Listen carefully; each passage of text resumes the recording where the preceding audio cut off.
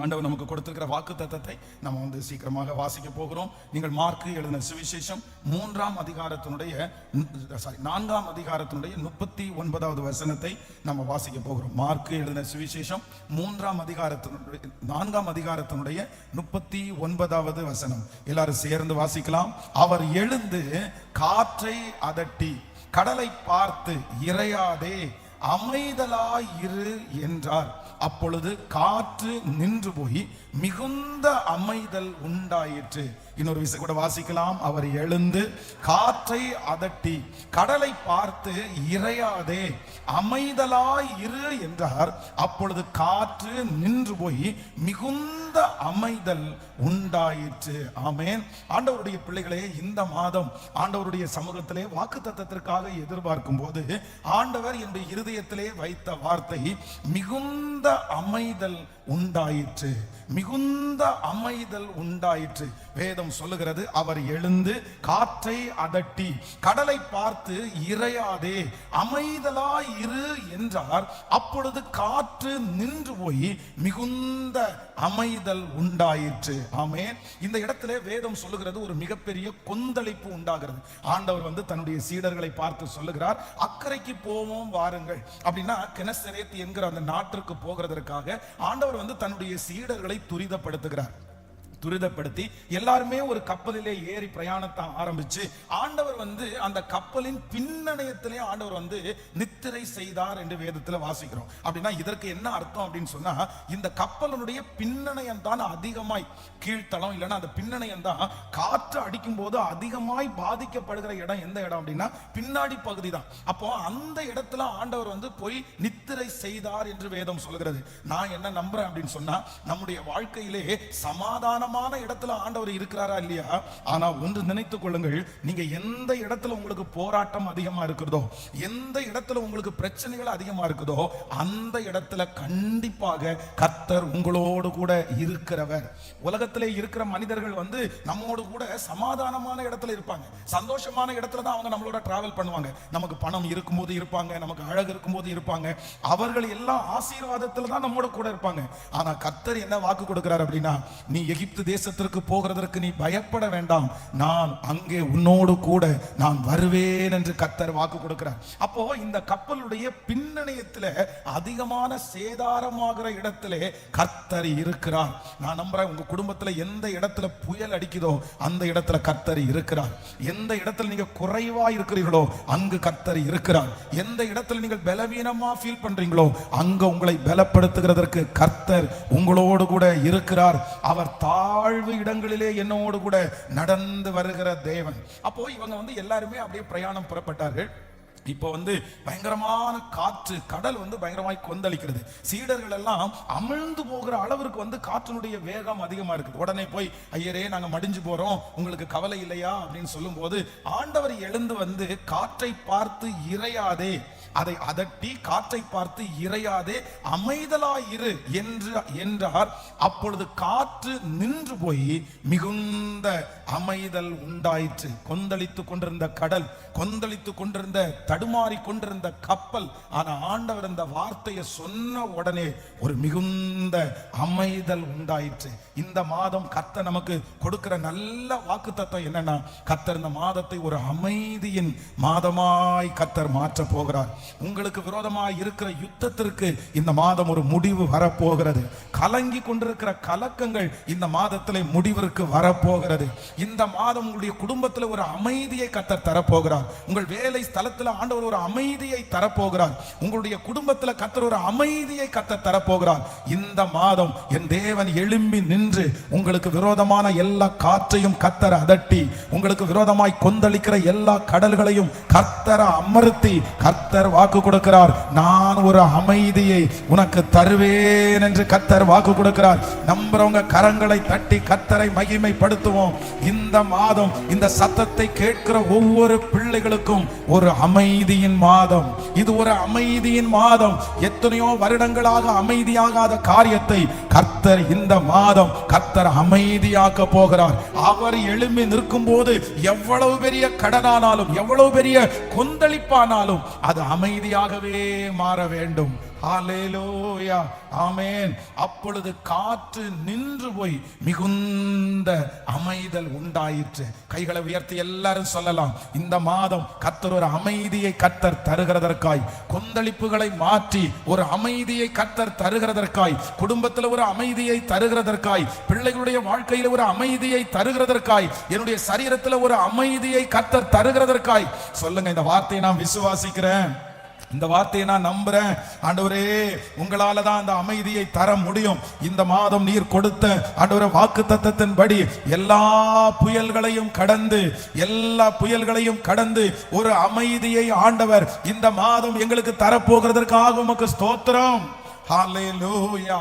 அமைதியை தரப்போகிறதற்காய் ஸ்தோத்திரம். நீங்கள் 37வது வசனத்துல வாசிப்பீர்களே, ஆனால் வேதம் சொல்லுகிறது, இது சுழற்காற்று.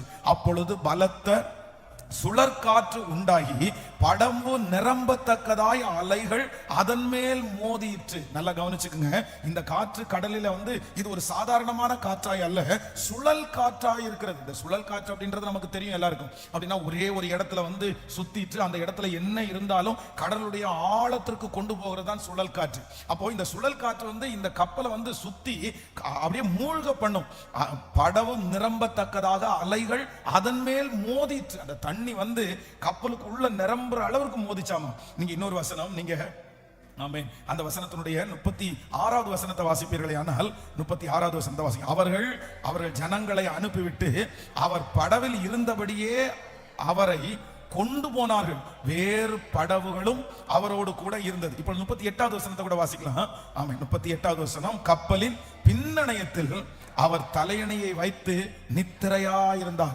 அவர்கள் அவரை எழுப்பி, போதகரே, நாங்கள் மடிந்து போகிறது உமக்கு கவலை இல்லையா என்றார்கள். சோ இந்த கப்பல் பிரயாணத்துல வேதம் சொல்லுகிறது, இது சுழல் காற்று மட்டுமல்ல, இந்த கப்பல் அமிர்ந்து போகிற அளவிற்கு அலைகள் அதன் மேல் மோதி தண்ணீர் நிரம்புகிறது மட்டுமல்ல, இவங்க எல்லாரும் பயப்பட்டு, நாங்க மடிஞ்சு போகிறது, நாங்க மரிக்க போகிறது உங்களுக்கு கவலை இல்லையா? அந்த அளவிற்கு அமைதியை இழந்த ஒரு கப்பல் தான் இந்த கப்பல். ஆனா ஆண்டவர் எழும்பி நின்று கர்த்தர் அமைதிப்படுத்துகிறார். சோ நேற்றைக்கு இரவுல நான் இந்த வாக்குத்தத்தத்திற்காக எதிர்பார்க்கும் போது ஆண்டவர் ஒரு பெரிய இந்த வார்த்தை எனக்கே பெரிய ஆறுதலா இருந்துச்சு. நான் உனக்கு என்ன பண்ணுவேன்னா, நான் எழும்பி நின்று அமைதியை தருவேன். ஹல்லேலூயா. அந்த அமைதியை கர்த்தர் இன்றிலிருந்து கர்த்தர் ஆரம்பிப்பாராக. இந்த அமைதி அப்படின்னு வாசிக்கும் போது ஒரு தேவனுடைய பிள்ளையினுடைய வாழ்க்கையிலே கர்த்தர் 3 விதமான ஒரு அமைதியை ஆண்டவர் தருகிறார். நான் நம்புறேன் இந்த மாதம் ஆண்டவர் ஒரு 3 விதத்திலே நமக்கு ஒரு அமைதியை கர்த்தர் தரப்போகிறார். வாசிக்கலாம். முதலாவதாக ஒரு வசனத்தை வாசிக்கலாமே. நீங்கள் ரூத்தின் புஸ்தகம் 1ஆம் அதிகாரத்தினுடைய 17வது வசனத்தை வாசிக்கலாமா? 1வது அதிகாரத்தினுடைய 17வது வசனத்தை வாசிக்கலாம். நீ மரணம் அடையும் இடத்தில் நானும் மரணம் அடைந்து அங்கே அடக்கம் பண்ணப்படுவேன். மரணமே அல்லாமல் வேறு ஒன்றும் உம்மை விட்டு என்னை பிரித்தால் கர்த்தர் அதற்கு சரியாகவும் அதற்கு அதிகமாகவும் எனக்கு செய்ய கடவார் என்றால். இன்னொரு விஷயம் கூட வாசிக்கலாம். ஆமென்.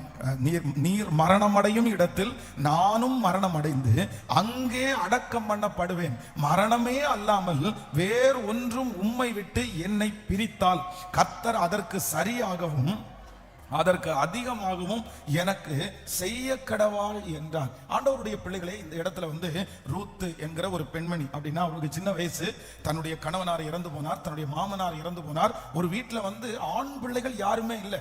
ஆண் பிள்ளைகள் 3 ஆண் பிள்ளைகள் இருந்தார்கள். இந்த 3 ஆண் பிள்ளைகளும் ஒருத்தருக்கு ஒருத்தர் அப்படி 3 பேருமே மரிச்சிட்டாங்க. இப்போ 3 பெண்களும் விதவைகளாய் மாற்றப்பட்டார். ஒன்னு நகோமி, இன்னொன்று ரூத்து, இன்னொன்று ஓர்பாள். அப்போ இந்த நகோமி என்ன சொல்றாங்க அப்படின்னு சொன்னா, நான் ரொம்ப தப்பு பண்ணி நான் உங்களுக்கு அந்த மாதிரி கல்யாணம் பண்ணி வச்சுக்க கூடாது. சரி பரவாயில்ல, அது பிள்ளை இவன் தான் இறந்து போயிட்டாங்க. நீங்க ஒவ்வொருத்தரும் நீங்க 2 பேரும் உங்களுடைய தகப்பனாருடைய வீட்டுக்கு போய் இன்னொரு நீங்க கல்யாணம் நீங்க பண்ணிக்கிங்க, நீங்க சந்தோஷமா வாழுங்க. நான் இன்னொரு கல்யாணம் பண்ணி ஒரு குழந்தையை பெற்று அதை வளர்த்து நான் எப்படி உங்களுக்கு புருஷனா தர முடியும்? அதனால நீங்க உங்களுடைய ஊருக்கு போனா உங்களுக்கு ஒரு சமாதானம் உண்டாகும் அப்படின்னு தன்னுடைய மருமகளை பார்த்து சொல்றாங்க. அப்போ ஓர்பாள் என்கிற மருமகள் தன்னுடைய மாமியாரை முத்தம் செய்து அவங்க அப்பா வீட்டுக்கு போயிட்டாங்க. ஆனா ரூத்தை குறித்து வேதம் சொல்கிறது, ரூத் என்ன பண்ணல, இல்ல நான் நீங்க மரணம் அடையும் இடத்தில் நான் மரணம் அடைந்து அங்கே அடக்கம் படுவேன். மரணமே அல்லாமல் வேறு ஒன்றும் உம்மை விட்டு பிரித்தால் கர்த்தர் அதற்கு சரியாகவும் அதற்கு அதிகமாகவும் எனக்கு செய்ய கடவார் என்றான். இப்போ இந்த இடத்துல என்ன உண்டாகுது அப்படின்னு சொன்னா, தன்னுடைய வாழ்க்கை ஒரு பெரிய கேள்விக்குறியா இருக்குது. தன்னுடைய எதிர்காலம் என்னன்னு அவங்களுக்கு தெரியல. இப்ப அப்பா வீட்டுக்கு போறதா மாமியாரோட போறதா அந்த மாதிரி ஒரு குழப்பமான ஒரு சூழ்நிலை. ஆனா இதுல ஒரு பெரிய அற்புதம் நடக்குது. ரூத்திற்கு தன்னுடைய மனதுல தன்னுடைய மாமியாரோடு கூட போகிறதற்கு ஒரு அமைதி அந்த இடத்துல உண்டாகிறது. நான் நம்புறேன், முதலாவதாக நமக்கு என்ன தேவை அப்படின்னு சொன்னா, நம்முடைய மனது நமக்கு அமைதி, மன அமைதி. நான் விசுவாசிக்கிறேன், இந்த மாதம் இந்த சத்தத்தை கேட்கிற உங்களுக்கும் எனக்கும் இந்த மாதம் மட்டும் இல்ல, நீங்க சாகிற வரைக்கும் ஆண்டவர் என்ன உங்களுக்கு தரப்போறாருன்னா, உங்களுடைய மன அமைதியை கர்த்தர் உங்களுக்கு தரப்போகிறார். உங்களுக்கு முன்பாக இருக்கிற கொந்தளிப்புகளை ஆண்டவர் அமர பண்ணி, உங்களுடைய இருதயத்திலே எழும்புகிற கொந்தளிப்புகளை கர்த்தர் அமர பண்ணி, கர்த்தர் ஒரு மன அமைதியை கர்த்தர் உங்களுக்கு தரப்போகிறார். உங்களுக்கு மன அளவிலே ஒரு அமைதி உண்டாக போகிறது. எத்தனை பேர் ஆமோதிக்கிறீர்கள்? உங்களுக்கு நிறைய சுற்றி ஒருவேளை அமைதி இருக்கலாம். பிள்ளை அமைதியா வாழுது, நல்லா படிக்குது, வருமானம் சரியா வருது, இந்த மாதிரி நிறைய இடத்துல அமைதியா இருந்தோம். சிலருக்கு எங்க அமைதியா இருக்காதுன்னா, தன்னுடைய மனசு அமைதியா இருக்காது. சில விஷயங்களை யோசிக்கும் போது அமைதியா இருக்காது, பிள்ளைகளுடைய விஷயத்துல அமைதியா இருக்காது, சில கடன்களை யோசிக்கும் போது இருதயத்திலே இருக்கிற அமைதி உங்களை விட்டு போயிருக்கலாம். பாஸ்டர், இந்த செய்தி வேற யாருக்கும் இல்ல, என்னுடைய இருதயத்துல ஒரு அமைதியே இல்லை. நான் வெளி தோற்றத்துல ஒருவேளை அமைதி இல்ல, அமைதியை போல நடிக்கலாம், ஆனா உள்ளுக்குள்ள ஒரு பெரிய யுத்தமே நடந்துட்டு இருக்குது, ஒரு பெரிய போர்க்களமே நடந்துட்டு இருக்குது. என்னால தாங்கவே முடியல, எனக்கு உள்ளுக்குள்ள ரொம்ப கஷ்டமா இருக்குது. ஆனால் இந்த ரூத்திற்கு ஆண்டவர் செய்தது போல உங்களுக்கு என்ன செய்ய போகிறார் என்றால், கர்த்தர் அமைதிப்படுத்துகிறவர். அவர் எழும்பி நின்று காற்றையும் கடலையும் அதட்டி அமைதலா இரு என்று சொன்ன உடனே மிகுந்த அமைதல் உண்டானது போல, இன்றைக்கு இந்த மாதம் கர்த்தர் வாக்கு கொடுக்கிறார். உங்களுடைய இருதயத்திலே, உங்களுடைய உள்ளுக்குள்ளே, உங்க தனிப்பட்ட வாழ்க்கையிலே கர்த்தர் ஒரு அமைதியை கர்த்தர் தரப்போகிறார். இத்தனை ஆண்டுகளாக இருந்த அந்த கொந்தளிப்புகளை கர்த்தர் அமர பண்ணி, இன்றைக்கு கிடைக்கிற இந்த அமைதி மரணம் வரைக்கும் ஹalleluya, ஆண்டவர் உங்களை ஒரு பெரிய அமைதியினால் நிரப்புகிறதற்காக நல்ல கரங்களை தட்டி முழு பலத்தோடு இந்த வார்த்தையை ஆண்டவர் நமக்கு நிலைப்படுத்தும்படியாய் ஹalleluya, ஒரு மனதினுடைய அமைதியை கர்த்தர் நமக்கு தரப்போகிறதற்காய் ஸ்தோத்திரம். ஹalleluya. மன அமைதியை தருகிற கர்த்தர், மன அமைதியை தருகிற கர்த்தர். ஃபர்ஸ்ட் அமைதி எங்க உண்டாகணும்னா, என்னுடைய மனசுல தான் முதல் அமைதி. ஆமென். விசுவாசிக்கிறீர்களா? கைகளை அசைத்து ஒரு ஹalleluya சொல்லுங்க. எல்லாரும் ஏசப்பாட்ட சொல்லுங்க, ஆண்டவரே எனக்கு மனசுல எனக்கு அமைதியை கொடுங்க, எனக்கு சஞ்சலமே வரக்கூடாது, எனக்கு பயமே வரக்கூடாது. எவ்வளவு பெரிய பிரச்சனை வந்தாலும் என்னுடைய இருதயம் அசையாது. அது எப்படி இருக்கும்னா, அமைதலாய் வாசம் பண்ணும். இந்த இருதயத்திற்குள்ள ஒரு கொந்தளிப்பு இருக்கவே இருக்காது. நான் நம்புறேன், உங்க பிள்ளைகளை குறித்து இருக்கிற கொந்தளிப்பை கர்த்தர் இந்த மாதத்துல அமர பண்ணி ஒரு மன அமைதியை ஆண்டவர் தருவார். எந்த காரியத்தை குறித்து உங்க மனசு இப்பொழுது வருத்தப்பட்டு கொண்டிருக்கிறதோ, அலைகளை போல அலசடிப்பட்டு கொண்டிருக்கிறதோ, ஆண்டவர் வாக்கு கொடுக்கிறார். அவர் எழும்பி நின்று இதுவரையிலும் இனம் புரியாத, யாரும் அமைதி கொடுக்க முடியாத அந்த அமைதியை கர்த்தர் கட்டளையிடுகிறவர். ஹalleluya. கைகளை உயர்த்தி எல்லாரும் சொல்லுங்க, ஆண்டவரே இந்த வார்த்தை எனக்கு நிறைவேறணும், இந்த வார்த்தை எனக்கு நிறைவேறணும், இந்த வார்த்தை எனக்கு நிறைவேறட்டும். எனக்கு விரோதமாய் ஒரு பெரிய யுத்தம் எழும்பினாலும் நான் அதிலே நம்பிக்கையாய் இருப்பேன். ஆமென். எனக்கு மன அமைதியை தருகிற ஒரு நல்ல தேவன். ஆமென். ஹalleluya.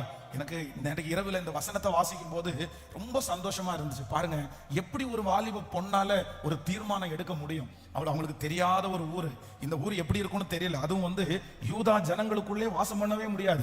அந்த ஜனங்கள் மற்ற ஜனங்களை ரொம்ப வேற்றுமையா பார்ப்பாங்க. அந்த இடத்துல போய் நம்மளை ஒதுக்கி வச்சுட்டாங்கன்னா என்ன பண்றது, அந்த இடத்துல போய் நமக்கு திருமணமே ஆகாம, இப்படி ஒரு குழப்பம் இல்லை. ரூத் இந்த இடத்துல குழம்பி போகணும்னா 1000 குழப்பங்கள் அவங்களுக்குள்ள இருக்கலாம். ஆனா என்னமோ தெரியல, தன்னுடைய மாமியாரோடு போகிறதற்கு அவங்களுக்கு என்ன இருக்குன்னா, மனசுக்குள்ள ஒரு அமைதி இருக்கு. பாருங்களேன், அந்த காரியத்தை குறித்து அவங்களுக்கு கலக்கமே இல்லை, அந்த டிராவலை குறித்து அவங்களுக்கு கலக்கமே இல்லை. இல்ல ஆண்டவர் நம்மோட இருக்கிறார், நன்மையா தான் முடியும். நான் நம்புறேன், நீங்க துவங்கின காரியத்துல கலக்கமே இல்லாத ஒரு தெளிந்த ஒரு அமைதியை கர்த்தர் உங்களுக்கு கட்டளை இடுவாராக. நீங்க ஒவ்வொருத்தரும் இதற்காக ஜெபிங்க. இயேசுவே எனக்கு என்ன பண்ணுங்கன்னா, எனக்கு ஒரு அமைதியை கொடுங்க. என்ன யுத்தம் நடந்தாலும் என் மனசு மட்டும் என்ன பண்ணக்கூடாதுன்னா, சஞ்சலப்படவே கூடாது, அமைதியாய் வாசம் பண்ணுகிறதற்கு. ஹalleluya. ஒரு விஷயம் எங்களுடைய கன்னியாகுமரி மாவட்டத்தில் வந்து திருச்சபை நடத்தி கொண்டிருக்கிற இடத்துல வந்து ஒரு பெரிய பிரச்சனை உண்டானது. அப்ப அந்த பிரச்சனையை வந்து வேறு விதமாய் திணித்து வந்து அந்த ஊழியக்காரரை வந்து ஒரு வித்தியாசமான ஒரு முறைக்கு அவர் எப்படியாவது வந்து அவர் வந்து அந்த பிரச்சனைக்குள்ள ஒரு பெரிய விஷயமாய் கொண்டு போகணும்னு முயற்சி எடுத்தாங்க. அப்போ வந்து ஒவ்வொருத்தரும் அந்த பக்கத்தில் இருக்கிற பாஸ்டருக்கு ரொம்ப உடன் இருக்கிறவர்கள், அவர் ரொம்ப பிடிச்சவங்க எல்லாரும் வந்து ரொம்ப வந்து அவங்க ஃபைட் பண்ணிட்டே இருக்கிறாங்க. இல்லை எங்களுக்கு ரொம்ப பயமா இருக்குது, என்ன பண்ணுவாங்களோன்னு பயமா இருக்குது அப்படின்னு சொல்லும்போது அந்த எங்க பாஸ்டர் மட்டும் என்னன்னா ஒண்ணுமே அவர் எதையுமே யோசிக்கல. அதெல்லாம் எதையுமே யோசிக்காம எல்லாத்தையும் விட்டுருங்க, அவங்கவுங்க ஜெபம் பண்ணுங்க, அவங்கவுங்க அவங்களுடைய வேலையை பாருங்க, நீங்க பாட்டுக்கு அந்தந்த ஒர்க்கை பாருங்க, அதெல்லாம் எதுவுமே தலையிட வேண்டாம், இதெல்லாம் எதையுமே யோசிக்க வேண்டாம் அப்படின்னு அவர் அமைதியா அவர் பாட்டுக்கு அன்றைக்கு இரவுல வந்து ரொம்ப கலக்கமான ஒரு இரவு. நாங்கெல்லாம் வாலிப பிள்ளைகள், ரொம்ப கலக்கமான இரவு. அந்த நாங்க சுத்தி இருக்கிற எல்லாரும் கலங்கி போகும்போது அந்த ஊழியக்காரர் மட்டும் என்ன பண்ணாருன்னா தன்னுடைய அறைக்குள்ள போய் அவர் பாட்டுக்கு நிம்மதியா படுத்து தூங்க போயிட்டாரு. அவர் நித்திரையாய் தூங்கிட்டாரு. அவரு மற்றவங்க எல்லாருமே கொஞ்ச நேரம் வெயிட் பண்ணிட்டு அவங்க போயிட்டாங்க. அப்போ இன்னைக்கு என்னுடைய கண்களுக்கு முன்பாக அது இருக்குது. சோ அது யார் கொடுத்த அமைதினா, தனக்கு சுத்தி யுத்தம் நடந்து கொண்டிருக்கும் போது மனதுக்குள்ள கர்த்தர் கொடுக்கிற அமைதி அடுத்த படிக்கு நேராய் அவர்களை நடத்தும். இது கர்த்தர் இருக்கிறார் என்கிற அமைதி, இது கர்த்தர் நடத்துகிறார் என்கிற அமைதி, இது கர்த்தர் உங்களை கைவிடல அப்படின்ற அந்த அமைதி. இந்த சத்தம் எந்த வீட்டுல எந்த இருதயத்துல கலங்கி போய் கிடக்கிறதோ அந்த இருதயத்துல ஒரு அமைதியை கர்த்தர் எனக்கு தருவாராக. கர்த்தருடைய பிள்ளையே, இந்த காரியத்தை குறித்து நீங்கள் கவலைப்பட வேண்டாம். இப்பொழுது உங்களுக்கு முன்பாக இருக்கிற கொந்தளிப்பை குறித்து நீங்கள் பயப்பட வேண்டாம். இப்பொழுது உங்களுக்கு முன்பாக அடிக்கப்படுகிற இந்த சுழற் காற்றை பார்த்து நீங்கள் பயப்பட வேண்டாம். கர்த்தராகிய ஆண்டவர் வாக்கு கொடுக்கிறார், நான் எழும்பி நின்று அந்த கடலை அமைதியாக்கி காற்றை இறையாதே என்று சொல்லி ஒரு பெரிய அமைதியை உண்டாக்குவேன் என்று கர்த்தர் வாக்கு கொடுக்கிறார். கரங்களை தட்டி நம்புறவங்க முழு பலத்தோட கரங்களை தட்டி ஆமென். என்னுடைய மனதில் ஒரு பெரிய அமைதியை எனக்கு கட்டளையிடுகிற தேவன், என் மனதில் ஒரு பெரிய அமைதியை கட்டளையிடுகிற தேவன். ஹல்லேலூயா, ஆமென். கடந்த 2-3 நாட்களுக்கு முன்பாக ஒரு வாலிப தம்பி அடிக்கடி சர்ச்சில் வந்து ஜெபம் பண்ணிட்டே இருப்பாரு. அவருக்கு ஃபேமிலி இருக்குது, பிள்ளைங்க இருக்காங்க, நல்ல வேலை இருக்குது. ஆனா ரொம்ப மன அளவில் ரொம்ப பாதிக்கப்பட்டிருந்தார். அப்ப வந்து என்கிட்ட சொன்னாரு, பாஸ்டர் பேசாம சூசைட் பண்ணிக்கலாமா அப்படின்னு தோணுது, தற்கொலை பண்ணிக்கலாமா அப்படின்னு தோணுது. அந்த வார்த்தையை கேட்ட உடனே எனக்கு வந்து ஒரு 2-3 ஆண்டுகளுக்கு முன்பாக சர்ச்சில் இருந்த ஒரு நல்ல ஜெபிக்கிற ஒரு தகப்பனார், அவர் தான் ஞாபகம் வந்துச்சு. அப்போ அவங்க வந்து அவ்வளோ ஜெபிக்கிற ஒரு தேவ மனுஷனா இருந்தார், அவ்வளோ ஊழியம் செய்யற தேவ பிள்ளையா இருந்தார். ஆனா வந்து அவருடைய வாழ்க்கை வந்து அவரால் அவருடைய இருதயத்தை கண்ட்ரோல் பண்ணவே முடியல. காரணம் என்ன அப்படின்னு சொன்னா, உள்ளுக்குள்ள அவங்களுக்கு என்ன இல்லைன்னா அமைதி இல்லை. நீங்க வெளியில இருக்கிற சண்டையை அமர்த்துறது பெரிய விஷயம் இல்லை, வெளியில இருக்கிற சண்டைகள் எல்லாம் அமர்த்திடலாம். ஆனா ஒரு தேவனுடைய பிள்ளைக்கு அவசியமான ஒன்று என்னன்னா, உங்களுடைய உள்ளம் எப்படி இருக்கணும்? சத்தமா சொல்லுங்க. நீங்க இதை எல்லாருமே ரொம்ப பிலீவ் பண்ணி நீங்க ஜெபம் பண்ணுங்க. இந்த மாதம் இந்த வாக்குத்தத்தம் நிறைவேறணும்னு சொல்லுங்க. உங்களை சுற்றி 1000 யுத்தங்கள் நடக்கலாம், 1000 பிரச்சனைகள் உங்களுக்கு வரலாம். ஆனா உங்க பிள்ளைய நினைக்கும் போது மனசுக்குள்ள உங்களுக்கு என்ன வரணும்னா ஒரு அமைதி வரணும். உங்களுடைய எதிர்காலத்தை நினைக்கும் போது உங்களுக்கு ஒரு அமைதி வரணும். ஆண்டவரே எனக்குள்ள என்ன கொடுங்க? சத்தமா சொல்லுங்க. நீங்க எத்தனை பேர் அமைதியா இருக்கிறீங்க அப்படின்னு கேட்டா, நிறைய பேருடைய இருதயம் கொந்தளிச்சுட்டு தான் இருக்குது, நிறைய பேருடைய இருதயம் பயப்பட்டுட்டு தான் இருக்குது. அதான் தூக்கம் இல்லை, அதான் ரொம்ப டென்ஷனா இருக்குது. நான் நம்புறேன், ஏன் அப்படி நீங்க அமைதி இல்லாம இருக்கணும்? பாருங்க, சிங்க கபியில போட போறாங்க தானியேல, ஆனா அவனுடைய இருதயம் எப்படி இருக்குது? அவனுடைய இருதயம் அமைதியா இருக்குது, அவனுடைய இருதயம் அமைதியா இருக்குது. அப்போஸ்தலனாகிய பவுலுக்கு போற இடத்துல விரியன் பாம்பு கடிக்குது, ஆனா அவனுக்கு பயம் இல்லை. காரணம் என்ன? அவனுடைய இருதயம் என்னவா இருக்குன்னா, அவன் இருதயம் அமைதியா இருக்கு. யோசேப்பை நாடு கடத்தி இன்னொரு நாட்டுக்கு கொண்டு போறாங்க, அங்க எப்படி வேலை செஞ்ச முடிஞ்சுன்னா இருதயம் என்னவா இருக்குன்னா, அவனுடைய உள்ளுக்குள்ள என்னவா இருக்குன்னா, நான் நம்புறேன் இன்றைக்கு இந்த சத்தத்தை கேட்கிற ஒவ்வொரு ஆண்டவருடைய பிள்ளைகளை நான் ஜெபம் பண்ணிட்டே இருக்கிறேன். உங்களுக்கு ஆண்டவர் என்ன தரணும் அப்படின்னா, உங்க இருதயத்திற்குள்ள மட்டும் ஒரு அமைதியை ஆண்டவர் உங்களுக்கு நிச்சயமாய் கர்த்தர் தருவாராக. நீங்க இந்த மாதம் முழுக்க ஜெபம் பண்ணுங்க. நீர் எழும்பி நிற்கணும். கர்த்தர் இந்த மாதம் உங்களுக்கு கொடுக்கிற இந்த அமைதி, நான் நம்புற மரணம் வரைக்கும் என்ன போராட்டம் வந்தாலும் இந்த யுத்தத்தை நீங்க நின்னு செய்வீங்க. அந்த அமைதி உங்களுக்கு கிடைக்கும். இனி கலக்கமே இல்லாத ஒரு இருதயத்தை கர்த்தர் உங்களுக்கு தருவாராக. எதை நினைச்சும் கலங்காத ஒரு இருதயத்தை கர்த்தர் தருவாராக. ஹல்லேலூயா. ஒரு ஜெபம் அப்படியே பண்ணிரோமா? கையை உயர்த்தி, ஆண்டவரே இன்றைக்கு ஊழியக்காரர் மூலமாய் பேசுகிறது உண்மையானால் நான் அப்படிதான் ஆண்டவரே, எல்லாத்துக்கும் என் இருதயம் கலங்குது, எல்லாத்துக்கும் என் இருதயம் அமைதியாவே இல்லை. நான் டெய்லி ஒரு பிரச்சனையை சந்திக்கிறேன், டெய்லி என் மனசு வந்து அவ்வளவு பாதிக்கப்படுது, எனக்கு அமைதியே இல்லை, உள்ளான அமைதியே இல்லை. ஆனால் இப்பொழுது நீர் கொடுக்கிற இந்த வாக்குத்தத்தத்தை நான் 100% நான் விசுவாசிக்கிறேன். நீர் எழும்பி நின்று ஆண்டவரே இறையாதே, அமைதலாய் இரு என்று சொன்ன உடனே மிகுந்த அமைதல் உண்டாயிற்று. இதுவரையிலும் கடல் இப்படி அமைதியாய் இருந்ததே இல்லை. அந்த அளவிற்கு அந்த கடல் மேல் அதிகாரம் படைத்த கர்த்தர், என் சரீரத்தின் மேல் உமக்கு ஒரு அதிகாரம் உண்டு, இனி எண்ணி எவ்வளவு பெரிய பிரச்சனை வந்தாலும் கலக்கம் வந்தாலும் என் இருதயத்தில் இருக்கிற அமைதியை ஒருவராலும் எடுத்து போட முடியாது. அந்த வக்கீலால அமைதியை எடுத்து போட முடியாது. அந்த பிரச்சனையினால அமைதியை எடுத்து போட முடியாது. ஆமென். அந்த சூழ்நிலையினால, தேவையினால, அந்த கடனினால அமைதியை எடுத்து விட முடியாது. அமைதியை எடுத்து விட முடியாது. ஹல்லேலூயா. ஃபர்ஸ்ட் நம்பர் 1, முதலாவதாக என் தேவன் எனக்கு மன அமைதியை தருகிற கர்த்தர். நம்பர் 2, இரண்டாவதாக ஒரு காரியத்தை நம்ம வேகமாய் வாசிக்கலாமா? சோ ஆதியாகமத்தினுடைய புஸ்தகம் நீங்கள் 32ஆம் அதிகாரத்தினுடைய 32ஆம் அதிகாரம் 11வது வசனத்தையும் 13வது வசனத்தையும் வாசிக்கலாமா? ஆமென். ஆதியாகமம் 32வது அதிகாரத்தினுடைய 11வது வசனத்தை வாசிக்கலாம். ஆமென். என் சகோதரனாகிய ஏசாவின் கைக்கு என்னை தப்புவியும், அவன் வந்து என்னையும் பிள்ளையும் தாய்மார்களையும் முறியடிப்பான் என்று அவனுக்கு நான் பயந்து இருக்கிறேன். அடுத்து 13வது வசனத்தை வாசிக்கலாம். 13, அன்று ராத்திரி அவன் அங்கே தங்கி தன் கைக்கு உதவி ஆனவைகளிலே தன் சகோதரனாகிய ஏசாவுக்கு வெகுமானமாய், அடுத்த வசனம், 200 வெள்ளாடுகளையும் 20 வெள்ளாட்டு கடாக்களையும் 200 செம்மறி ஆடுகளையும் 20 ஆட்டு கடாக்களையும். நல்ல போதும், நீங்க வீட்டுல போய் இந்த வசனங்களை நீங்க வாசிங்க. இங்க என்ன நடக்குது அப்படின்னு சொன்னா, யாக்கோபு என்கிற ஒரு தேவனுடைய பிள்ளை தன்னுடைய சகோதரனாகிய ஏசா என்ன பண்றான் அப்படின்னு சொன்னா, பல நாட்களுக்கு முன்பாக இருக்கிற பகை. அப்படின்னா சின்ன வயசுல இந்த ஏசா இந்த கூழுக்காக அவன் தன்னுடைய சேஷ்ட புத்திர பாகத்தை இழந்துட்டான். அதுக்கப்புறம் இந்த யாக்கோபு தன்னுடைய சகோதரனாகிய ஏசாவையும் தன்னுடைய தகப்பனாரையும் ஏமாற்றி அவனுடைய ஆசீர்வாதத்தை இப்ப புடுங்கிட்டான். இப்ப என்ன இருக்கு அப்படின்னு சொன்னா, தன்னுடைய சகோதரனாகிய ஏசா ஆட்களோட, அப்படின்னா அடி ஆட்களோட வர்றது மாதிரி ஒரு செய்தி இந்த மனுஷனுக்கு வருது. வந்த உடனே இந்த யாக்கோபு என்ன பண்ணான்னா, தன்னுடைய அமைதி முழுவதுமாய் அவனை விட்டு போயிருச்சு. அப்பதான் யாக்கோபு தேவ சமூகத்தில் கடந்து போகிறார். ஆனா எந்த சகோதரன் யுத்தத்திற்காக வந்தானோ அந்த சகோதரனுக்கு கர்த்தர் ஒரு அமைதியை கட்டளையிட்டு, ஒரு சமாதானத்தை கட்டளையிட்டு, இந்த ரொம்ப நெடுநாள் இருந்த இந்த போராட்டத்தை ஆண்டவர் மாற்றி, அந்த மன தாங்கல்களை ஆண்டவர் மாற்றி, அங்கே ஒரு பெரிய சமாதானத்தை கர்த்தர் உண்டு பண்ணினார். 2 பேரும் சண்டை போடுவாங்கன்னு நினைச்சாங்க. 2 பேரும் வெட்டு குத்து நடக்கும் அப்படின்னு நினைச்சாங்க. ஆனா 2 பேரும் கட்டி பிடிச்சு ஒருத்தருக்கு ஒருத்தர் அழுது அந்த இடத்துல ஒரு மிகப்பெரிய சமாதானம் உண்டானது. அப்போ நான் இந்த இடத்துல 2வது இந்த காரியத்திற்கு ஒரு அமைதி நான் வச்சேன். என்ன அப்படின்னா, நெடு நாட்களுக்கு முன்பாக இருக்கிற அந்த கசப்பின் நிமித்தம் வந்திருக்கிற அந்த அமைதியற்ற வாழ்க்கையை அமைதிப்படுத்துகிற ஒரு தேவன் இந்த மாதத்திலே நமக்கு கர்த்தர் இருக்கிறார். ஹல்லேலூயா. விசுவாசிக்கிறீர்களா? கர்த்தர் உங்களுக்கு அமைதி தரப்போகிறார். நெடுநாட்களாய் நடக்கிற யுத்தத்துல ஆண்டவர் ஒரு அமைதியை உங்களுக்கு தரப்போகிறார். இது ஆண்டவருடைய வார்த்தை. நீங்க விசுவாசிங்க. இந்த மாதம் பல ஆண்டுகளாக, பல மாதங்களாக உங்களுக்கும் யாரோ ஒருத்தருக்கும் ஒரு யுத்தம் நடந்து கொண்டிருக்கலாம். உங்க குடும்பத்துல ஒரு யுத்தம் நடந்து கொண்டிருக்கலாம். சொந்தத்துக்குள்ள யுத்தம் நடந்து கொண்டிருக்கலாம். இந்த யுத்தம் ஒரு பெரிய பகையாய் மாறி இருக்கலாம். இல்லைஎன்றால் இது ஒருவேளை உங்களை பழிவாங்குற முயற்சியாய் அப்படி ஒரு மாற்றப்பட்டிருக்கலாம். ஆனா ஆண்டவர் வாக்கு கொடுக்கிறார். அவர் எழும்பி நின்று கர்த்தர் அமைதிப்படுத்துகிறார். நெடுநாட்கள் மனதிலே இருக்கிற தீங்கை மாற்றுகிற கர்த்தர், நெடுநாட்களாய் சமாதான குறைவாய் இருக்கிற காரியத்திலே யுத்தத்தை ஓய பண்ணி, ஆமென், ஒரு அமைதியை உண்டாக்குறதற்கு ஆண்டவர் வல்லவர். நான் விசுவாசிக்கிறேன். இந்த மாதம் பல ஆண்டுகளாய், பல வருடங்களாய் உங்களுக்கு விரோதமாய் இருக்கிற அந்த யுத்தத்திலே கர்த்தர் ஒரு அமைதியை நமக்கு தருவேன் என்று வாக்கு கொடுக்கிறார். உங்க பிள்ளையினுடைய வாழ்க்கையிலே நடக்கிற நெடுநாள் யுத்தத்திற்கு ஒரு அமைதி வரப்போகிறது. உங்கள் வேலை ஸ்தலத்திலே இருக்கிற நெடுநாள் யுத்தத்திற்கு ஒரு அமைதி வரப்போகிறது. என் தேவன் யுத்தத்திலே ஒரு அமைதியை தருகிறவர். நல்ல கைகளை தட்டி ஆமென் என்று ஆமோதித்து, இயேசுவே ஹல்லேலூயா, ஹல்லேலூயா.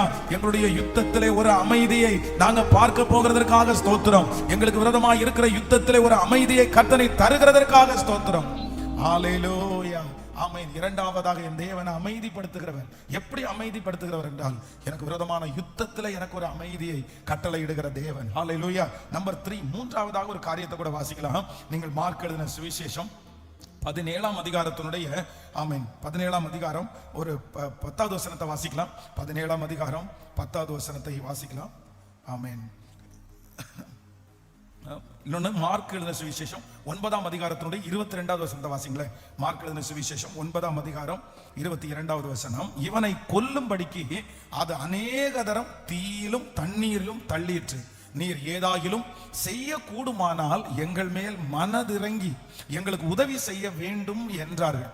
அடுத்த வசனத்தை கூட வாசிக்கலாம். இயேசு அவனை நோக்கி, நீ விசுவாசிக்க கூடுமானால் ஆகும், விசுவாசிக்கிறவனுக்கு எல்லாம் கூடும் என்றார். அடுத்த வசனம், உடனே பிள்ளையின் தகப்பன், விசுவாசிக்கிறேன் ஆண்டவரே, என் அவ்விசுவாசம் நீங்கும்படி உதவி செய்யும் என்று கண்ணீரோடு சத்தமிட்டு சொன்னான். அப்பொழுது ஜனங்கள் கூட்டமாய் ஓடி வருகிறதை இயேசு கண்டு அந்த அசுத்த ஆவியை நோக்கி, ஊமையும் செவிடுமான ஆவியே, இவனை விட்டு புறப்பட்டு போ, இனி இவனுக்குள் போகாதே என்று நான் உனக்கு கட்டளையிடுகிறேன் என்று அதை அதட்டினார். ஊமையும் செவிட்டுமான ஆவியே, இவனை விட்டு புறப்பட்டு போ. ஆண்டவருடைய பிள்ளைகளே, இந்த இடத்துல ஒரு தகப்பனாருக்கு அமைதியே இல்லை. எதனால அமைதி இல்லை அப்படின்னு சொன்னா, தன்னுடைய பிள்ளையினுடைய எதிர்காலத்தை நினைக்கும் போது அவருக்கு அமைதி இல்லை. அப்படின்னா தன்னுடைய பிள்ளை எல்லாரையும் போல வளர்ந்த பிள்ளை, ஆனா இந்த பிள்ளையை கொல்லுகிறதற்காக சத்துரு முயற்சி எடுத்துட்டே இருக்கிறான்.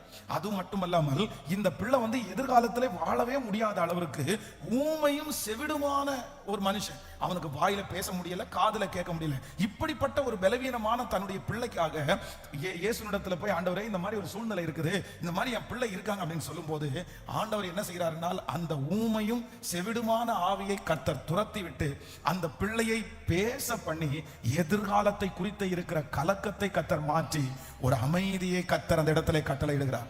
இனி உன் பிள்ளைக்காக நீ பயப்பட வேண்டாம், இனி உன் பிள்ளைக்காக நீ யோசிக்க வேண்டாம். அவன் தான் பேச ஆரம்பிச்சான், அவன் தான் இனி கேட்க ஆரம்பிச்சிட்டான். இனி அவனுடைய வாழ்க்கையை பார்த்துக்குவான்ற அளவிற்கு ஆண்டவர் சூழ்நிலையை தலைகளாய் கர்த்தர் மாற பண்ணினார். ஹல்லேலூயா.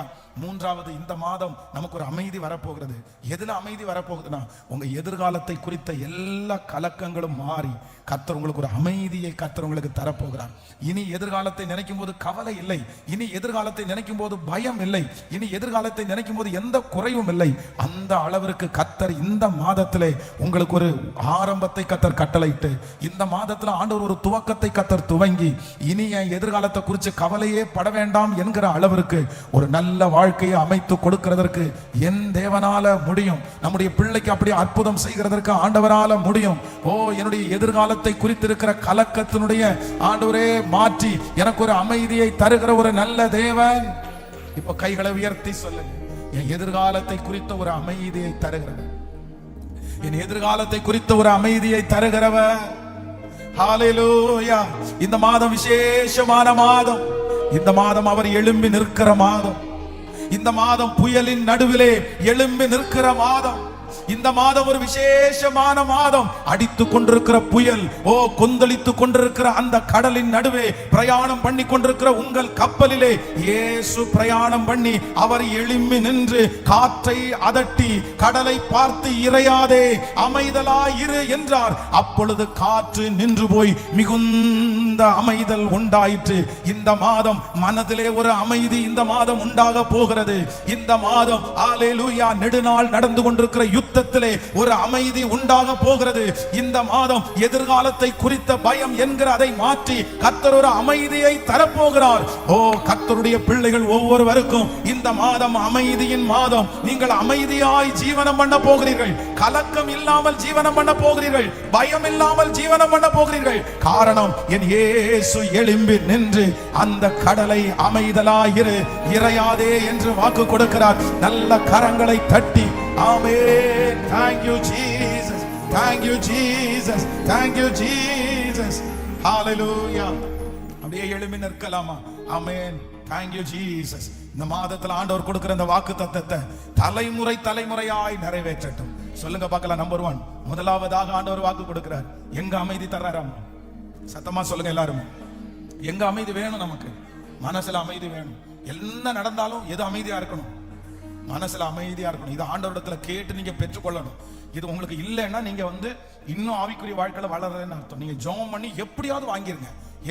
எவ்வளவு சுத்தி எவ்வளவுனா நடக்கட்டும். ஆனா உங்க இருதயம் மட்டும் என்ன பண்ணக்கூடாதுன்னா அசையவே கூடாது. அப்படியே சமாதானமா இருக்கணும், அமைதியா இருக்கணும். நம்பர் 2, ரெண்டாவது என்ன அமைதி அப்படின்னா, கர்த்தர் யுத்தத்துல அமைதி கொடுக்கிறவர். அதுவும் ஒரு நாள் யுத்தத்துல அல்ல, நெடுநாள் இருக்கிற யுத்தத்துல அமைதியை கொடுக்கிற கர்த்தர் அவர். அந்த அமைதி வரும், கண்டிப்பா வரும். நான் நம்புறேன். ஏசா எப்படி யாக்கோபோட நல்மனம் பொருந்தினார்களோ அதே போல உங்களுக்கு விரதமாய் யுத்தம் பண்ணுகிற அவர்கள் உங்களோடு நல்மனம் பொருந்துகிற ஒரு நாளை கர்த்தர் நிச்சயமாய் கட்டளை இடுவார். நிச்சயமாய் கர்த்தர் கட்டளை இடுவார். நம்பர் 3, மூன்றாவது ஒரு அமைதி நமக்கு வேணும். என்ன அமைதினா, எதிர்காலத்தை யோசிக்கும் போது உங்களுக்கு என்ன வரக்கூடாது? கலக்கமே வரக்கூடாது. என்ன செய்வேன், என்ன பண்ணுவேன், என் பிள்ளைக்கு என்ன பண்ணுவேன், இந்த கலக்கமே வரக்கூடாது. அந்த அளவிற்கு அமைதி கொடுக்கிற ஒரு தேவன் இருக்கிறார். இந்த 3 ஆசீர்வாதத்தையும் இந்த மாதம் நீங்கள் பெற்றுக்கொள்ளணும். நான் விசுவாசிக்கிறேன், எதை குறித்து உங்களுக்கு அமைதி இல்லையோ அதை அமைதிப்படுத்துறது மாதிரி ஒரு ஞானத்தை ஆண்டவர் தருவார். அதற்கு வேற்றது மாதிரி ஒரு புதிய உறவை, ஒரு புதிய துவக்கத்தை ஆண்டவர் உங்களுக்கு தருவார். ஜெபம் பண்ண ஆரம்பிக்கலாமா? ஆண்டவரே, நீர் வாக்கு கொடுத்திருக்கிறீர், நீ எப்படி வாசம் பண்ணுவேன்னா நீ அமைதியாய் வாசம் பண்ணுவாய். ஆண்டவர் சுற்றிலும் நமக்கு இளைப்பாறுதலை கட்டளையிடுகிறவர். உன்னை சுற்றிலும் எதிரிகள் இல்லை, சுற்றிலும் சூழ்நிலைகள் விரோதமாய் இல்லை, சுற்றிலும் ஒரு இளைப்பாறுதல். எங்கு பார்த்தாலும் ஒரு இளைப்பாறுதல். சுற்றி கடல் கொந்தளித்துக் கொண்டிருந்தாலும் படகுக்குள்ளே ஒரு மிகப்பெரிய ஒரு ஆறுதல். எல்லாருடைய கரங்களை உயர்த்தி ஆண்டவரிடத்தில் சொல்லுங்க, நற்கிரியை தொடங்கினவர் நிச்சயமாய் ஆமை நிறைவேற்ற வல்லவர். நீங்க ஏன் கவலைப்படணும்? ஏன் கவலை? ஹல்லேலூயா. அவர் இருக்கும்போது என் படகு மூழ்கி போவது இல்லை. அவர் என்னுடைய பிரச்சனையிலே இல்லை, என்னுடைய பிரச்சனையினுடைய ஆழத்திலே இயேசு இருக்கிறார். என் பிரச்சனையினுடைய முன்னணியிலே இல்லை, என் பிரச்சனையினுடைய ஆழத்திலே இயேசு இருக்கிறார். எந்த இடத்திலே நான் பலவீனமாய் இருக்கிறேனோ அந்த இடத்திலே இயேசு இருக்கிறார். அந்த இடத்திலே இயேசு எனக்கு கிரியை செய்கிறதற்கு வல்லவர். எனக்காக வாக்கு கடங்காத பெருமூச்சுகளோடு வேண்டுதல் செய்கிற கர்த்தர். ஆமென். இயேசுவே, இந்த மாதம் இந்த வார்த்தை உம்முடைய வார்த்தை அல்லவா? உம்முடைய வார்த்தை அல்லவா? இப்போ ஆண்டவரே, சத்தத்தை கேட்கிற ஒவ்வொருவர் மேல் இந்த முதல் நாள் ஆண்டவரே, இந்த சத்தத்தை கேட்கும் போதே ஒரு அபிஷேகம் அவர்கள் மேல் கடந்து வந்து ஹல்லேலூயா. இறையாதே அமைதலாயிரு, இறையாதே அமைதலாயிரு சொன்ன உடனே ஒரு மிகுந்த அமைதல் உண்டாயிற்று, மிகுந்த அமைதல் உண்டாயிற்று. இப்போ என் சகோதரனுக்கு மிகுந்த அமைதல், என் சகோதரனுடைய வாழ்க்கையில மிகுந்த அமைதல் உண்டாகிறதற்கு ஹல்லேலூயா, ஹல்லேலூயா, ஹல்லேலூயா, ஹல்லேலூயா. கரை சேர்த்திடுவா, கலங்காதே, கரை சேர்ந்திடுவா, கலங்காதே. ஆமென். நன்றி தகப்பனே, நன்றி தகப்பனே. இந்த நாளிலே நீரங்களை ஆண்டவரை கூட்டி ஒன்றாய் சேர்த்ததற்காக நன்றி. உங்க சத்தத்தை கேட்பதற்கு எங்களுக்கு நீர் கிருபை பாராட்டுவதற்காக நன்றி. Thank you Jesus. நீர் எழுந்து நின்று, நீர் எழுந்து நின்று ஹல்லேலூயா. காற்றை அதட்டி கடலை பார்த்து இறையாதே, அமைதலாறு, அமைதலாயிரு. அப்பொழுது காற்று நின்று போய் மிகுந்த அமைதல் உண்டாயிற்று. அப்பா, இந்த சத்தத்தை கேட்டுக்கொண்டிருக்கிற ஒவ்வொருவருக்காக ஜெபிக்கிறோம். ஒவ்வொருத்தரும் சாட்சி சொல்லணும். பல வருடங்களாக என் இருதயத்தில் அமைதியே இல்லை, பல வருடங்களாக இந்த யுத்தம் முடியவே இல்லை, பல வருடங்களாக எதிர்காலத்தை நினைச்சாலே கலக்கம். ஆனா இந்த மாதம் நீங்க ஒரு அற்புதம் செய்யணும், நீங்க ஒரு அற்புதம் செய்யணும், நீங்க ஒரு அடையாளத்தை காண்பிக்கணும். மனசுக்குள்ள ஒரு அமைதியை கர்த்தர் தரணும் ஆண்டவரே. அந்த யுத்தத்துல ஒரு அமைதியை கர்த்தர் தரணும் ஆண்டவரே. அந்த எதிர்காலத்துல ஒரு அமைதியை தரணும் ஏசப்பா. இந்த சத்தத்தை கேட்கிற தகப்பன், தாய், மகன், மகள் ஒவ்வொருவருக்கும் இதை செய்யுங்கப்பா. இது பென்ஸ் பாஸ்டருடைய வார்த்தை அல்ல, இது உங்க வார்த்தை, இது கர்த்தருடைய வார்த்தை, இது நீர் பேசினது. அதனால நீ சொன்னதை செய்து முடிக்காம இந்த வார்த்தை திரும்பாதுன்னு நாங்க நினைக்கிறோம். ஹல்லேலூயா. இனி மரணம் அடைகிற வரைக்கும் எந்த காற்றடிச்சாலும், எந்த பிரச்சனை வந்தாலும், இந்த அசையாத ஒரு இருதயத்தை, தைரியமான ஒரு இருதயத்தை, அமைதலான ஒரு இருதயத்தை இப்ப கட்டளையிடுவீராகப்பா. நன்றி ஆண்டவரே. இந்த மாதம் உடைய பிள்ளைகளுக்கு ரொம்ப ஆசீர்வாதமா இருக்கட்டும். இந்த மாதம் வருமானத்தை ஆண்டவர் பெருக பண்ணுங்க ஆண்டவரே. இந்த மாதம் குறைஞ்சது ஒரு 3 இடத்துலயாவது எங்க பிள்ளைகளை சாட்சியா நீங்க நிறுத்துங்க ஆண்டவரே. இந்த மாதம் அவங்களுடைய குடும்பத்துல நல்ல விஷயங்கள் பேசப்படணும். திருமண காரியங்கள், குழந்தை பாக்கியத்திற்கான காரியங்கள் பேசப்படுவதாக ஆண்டவரே. இந்த மாதம் ஒரு அடுத்த படிக்கு கொண்டு போறதுக்கு ஆரம்பிப்பீராக. இந்த மாதம் பண்ணுகிற எல்லா பிரயாணத்திலும் கர்த்தருடைய கரம் கூட இருப்பதாக. நன்றி ஆண்டவரே. மாதத்துல தசம பாகத்துல உண்மையா இருக்கிற பிள்ளைங்க, ஆண்டவருடைய ஊழியத்துக்கு நிறைய கொடுக்கிறவர்கள், திருச்சபையில பொருட்களை பார்த்து வாங்கி வச்சு அழகு பார்க்கிற பிள்ளைகள், எத்தனை ஜெபிக்கிற பிள்ளைகள், பின்னாடி இருந்தது ஊழியத்தை தாங்குறவங்க ஒவ்வொருத்தருக்கும் இந்த மாசம் நன்மையும் கிருபையும் தொடருவதாக. ஆண்டவரே, இந்த சத்தத்தை எவ்வளவு தூரத்திலிருந்து கேட்டுக்கொண்டிருந்தாலும், இந்த ஊழியத்தை நேசித்து ஜெபிக்கிற பிள்ளைகள், தாங்குகிற பிள்ளைகள் எந்த இடத்துல இருந்தாலும் கர்த்தர் அவர்களை ஆசீர்வதிக்கிறதற்காக நன்றி ஏசப்பா. நன்றி ஆண்டவரே. இந்த மாதம் முழுவதும் வேலி அடைத்துக் கொள்வீராக. ஆண்டவரே, குடிக்கிற தண்ணீர், சாப்பிடுகிற ஆகாரம், பண்ணுகிற பிரயாணம், செய்கிற வேலை எல்லாவற்றிலையும் என்னுடைய தகப்பனாருடைய கரம் கூட இருந்து ஒவ்வொரு பிள்ளைகளையும் நீர் ஆசீர்வதிக்கிறதற்காக நன்றி. இந்த மாதம் துக்க செய்தி கேட்க கூடாது, விபத்தினுடைய செய்தி கேட்க கூடாது, மரண செய்திகள் கேட்காதபடிக்கு கர்த்தர் எங்களுடைய செவிகளை ஹalleluya தூர தேசத்திலிருந்து ஒரு நற்செய்தியை கர்த்தர் அனுப்ப பண்ணி விடாய்த்த ஆத்துமாக்களை குளிர பண்ணுகிறதற்கு இந்த மாதம் ஒரு குளிர்ந்த செய்தி, ஒரு குளிர்ந்த செய்தி, இருதயத்தை குளிர பண்ணுகிற ஒரு செய்தி, ஆத்துமாவை குளிர பண்ணுகிற ஒரு செய்தி கைகளை தட்டி கொண்டிருக்கும் போதே ஒவ்வொருவருக்கும் அந்த செய்தி வந்து சேருவதாக, அந்த செய்தி வந்து சேருவதாக. ஆண்டவரே, 100 நாட்கள் ஜெபத்துல உங்க தயவு இருக்கட்டும் ஏசப்பா. எல்லாரும் நாங்க அட்டெண்ட் பண்ணணும் ஆண்டவரே. முழு உலகத்துல இருக்கிற கிறிஸ்தவர்கள் எல்லாரும் இதுல அட்டெண்ட் பண்ணி இந்த 100 நாளைக்குள்ள வேதாகமத்தை படிச்சு முடிச்சு ஆண்டவரே ஆவிக்குரிய வாழ்க்கையில கட்டப்படணும், விசுவாசம் கட்டப்படணும். தடைகள் எல்லாம் மாறட்டும். இயேசுவின் மூலம் ஜெபம் எடுக்கிறோம் நல்ல பிதாவே. என் ஆத்துமாவே கர்த்தரை ஸ்தோத்திரி, என் முழுவதுமே அவர் பரிசுத்த நாமத்தை ஸ்தோத்திரி. என் ஆத்துமாவே கர்த்தரை ஸ்தோத்திரி. கர்த்தர் செய்த சகல உபகாரங்களையும் மறவாது. நம்முடைய ஆண்டவராகிய இயேசு கிறிஸ்துவின் கிருபை, பிதாவாகிய தேவனுடைய அன்பு, பரிசுத்த ஆவியானுடைய அந்யோன்ய ஐக்கியம் நம்மளோடு இன்றும் என்றும் சதா காலம் கூட இருப்பதாக. Amen. Hallelujah, hallelujah, hallelujah. Praise the lord. ஆண்டவர் ஆசீர்வதிப்பார். நான் அல்ல, இயேசுவே என்னில் வாழ்கின்றார்.